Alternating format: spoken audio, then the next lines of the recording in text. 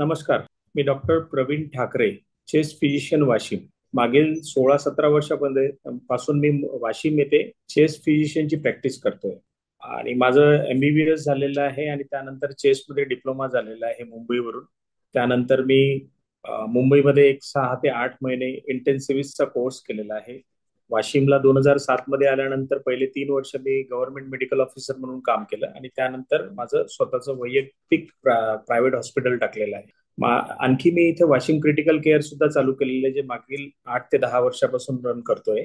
तर आज आपण चिंता आणि आम्लपित्त यामध्ये काय संबंध आहे आणि ते टाळण्यासाठी किंवा अवॉइड करण्यासाठी आपल्याला काय करता येऊ शकतं त्याविषयी सविस्तर जाणून घेऊया.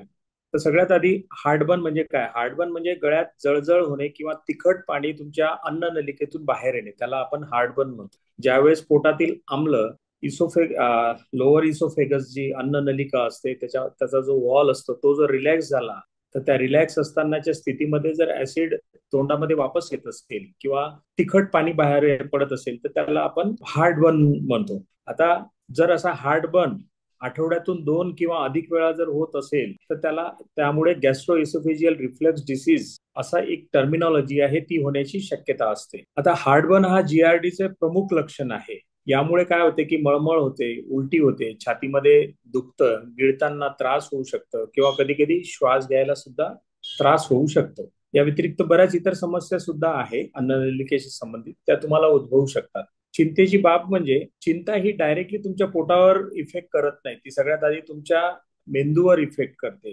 मेंदू आपल्या पोटाचं कार्य हे नियंत्रित करण्यामध्ये अतिशय महत्वाची भूमिका पार पडते. पण बऱ्याच गोष्टी आहेत, सततची चिंता असणे, सामाजिक नकार असणे, चुकीची भीती असणे किंवा एखाद्या गोष्टीमध्ये होणारं वारंवार अपयश असते, यामुळे आपली चिंता वाढत जाते. आणि यामुळे काय होते की मेंदूचं पोटावरील नियंत्रण करणारी जी एक केमिकल सिस्टीम असते त्याच्यामध्ये बिघाड येतो आणि त्यामुळेच हा GRD नावाचा आजार होऊ शकतो. आता GRD ज्यांना आहे त्यांना कधी कधी थंड प्रकारचा घाम येणं, हार्ट बर्न होणं म्हणजे छातीमध्ये दुखणं, धडधड होणं, पाल्पिटेशन वाढणं, गळा आवळून येणं, श्वास घ्यायला त्रास होणं किंवा कधी कधी उलटी होणं, आणि हे अतिशय तीव्र प्रमाणात झालं तर कधी कधी तुम्ही बेशुद्ध सुद्धा पडू शकता. जसं मी तुम्हाला सांगितलं की चिंतेमुळे मेंदूच्या संकेतस्थळांना अडथळा येतो आणि लोअर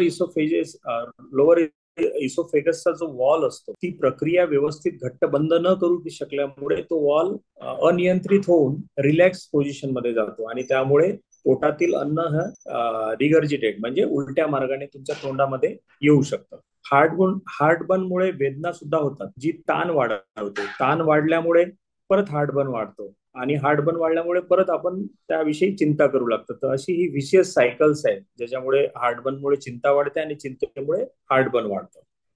आता हार्टबर्नच्या उपचारासाठी आपण काय करतो किंवा डॉक्टर काय करतात, तर बरेच वेळा डॉक्टर्स आपल्याला ऍसिडिटीच्या गोळ्या जसं अँटॅसिड आहे, लॅन्सोप्राझॉल आहे, ओमिप्राझॉल आहे, हे देतात. ही औषधे पोटातील आम्लपित्ताचं प्रमाण नियंत्रित करण्याचं काम करतं आणि ज्यामुळे ते परत असं होणार नाही. डॉक्टर कधी कधी एक मायनर ऑपरेटिव्ह प्रोसिजर सुद्धा असते ज्याच्यामुळे खालचा लोअर इसोफेजियल वॉल आहे तो रिपेअर केला जातो आणि हार्टबर्न किंवा गॅस्ट्रो इसोफेजियल रिफ्लक्स हे टाळता येऊ शकतं. पण बरेच वेळा ह्या तात्पुरत्या किंवा सिम्टमॅटिक ट्रीटमेंट असू शकतात. तुम्हाला परमनंट जर इलाज करायचा असेल तर चिंतेची जे काही कारण आहे ते आपल्याला शोधून त्याच्या मुळावर ट्रीटमेंट करणं जास्त फायदेशीर ठरेल.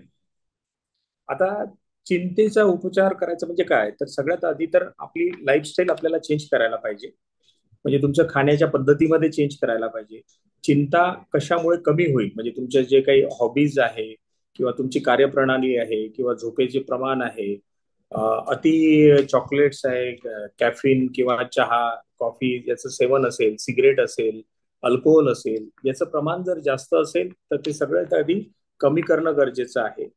त्यानंतर आराम आणि मेडिटेशन या 2 कारणामुळे सुद्धा तुम्हाला चिंतेवर नियंत्रण ठेवण्यासाठी बरीचशी मदत होऊ शकते. तर हरी वरी आणि करी. हरी म्हणजे कुठल्याही गोष्टीमध्ये गडबड न करता शांततेने ते काम करणे. वरी म्हणजे कुठल्याच गोष्टीची चिंता न करणे.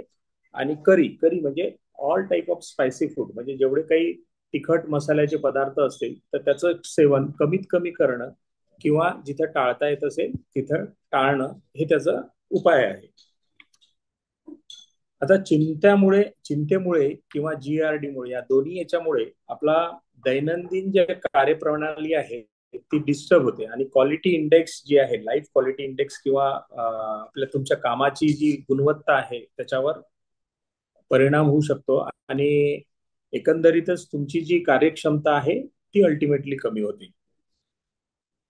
त्यामुळे डॉक्टरांच्या सल्ल्यानुसार GERD आणि स्ट्रेस किंवा चिंता या दोन्ही याच्यासाठी जर ट्रीटमेंट आपण घेतली, वेळेवर जर घेतली, तर हा आजार जास्त दुर्धर न होता कमी स्टेजमध्येच आपल्याला तो दुरुस्त करायला मदत होऊ शकते. धन्यवाद.